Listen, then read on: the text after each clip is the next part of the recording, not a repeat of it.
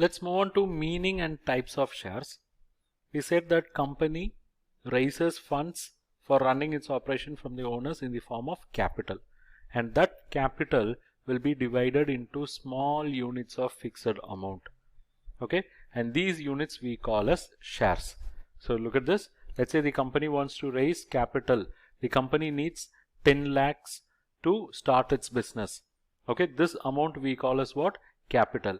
And this amount the company can raise by dividing into various units.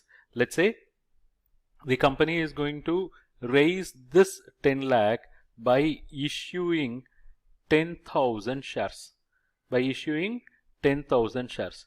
So if it issues 10,000 shares at rupees 100 each, okay, it can raise how much? 10 lakhs, correct? So this share, that is each share valuing or each unit valuing 100 rupees, we call them as what? Share. So what is share? These are all the units of capital divided into small units, okay, or the small units of capital we call as share. So what are the types of share a company can issue? The company can issue shares of two types. One is preference shares, the other one is equity share. Okay, what do we mean by preference share? Preference shares are those shares which will have two preferential rights over equity shares. So what we have understood is companies can go for two types of shares. One is preference shares and the other one is equity share. The preference share, as the name says, there is a preference. Preference for what? Preference for two elements. What are they? Preference towards the payment of dividend at a fixed rate during the lifetime of the company. So these preference shareholders will be getting preference when the company declares dividend. That is, only after paying dividend to the preference shareholder, equity shareholders can be given dividend. Number two, preference towards the repayment of capital on winding up of the company. So when this company is being closed and when the amount left over is repaid to the owners back, the preference will be first given to the preference shareholders.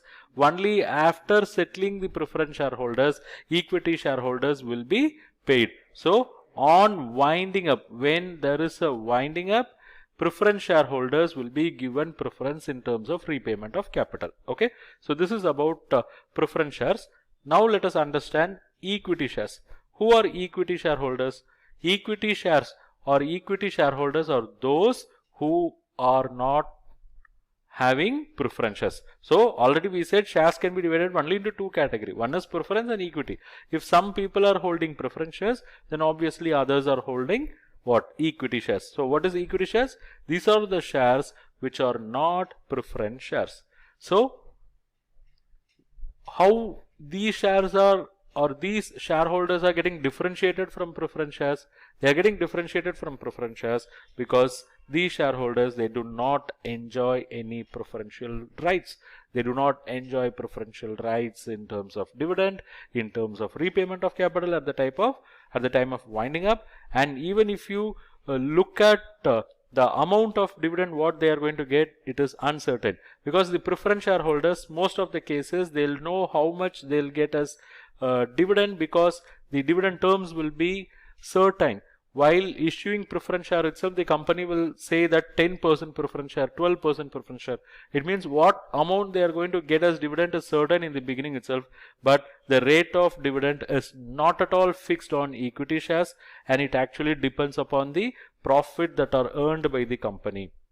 And even at the time of winding up, equity shareholders will be paid only after the payments of preference shareholders. So equity shares are also known as ordinary shares, but if you look at the sum and substance, equity shareholders are the real owners of the company.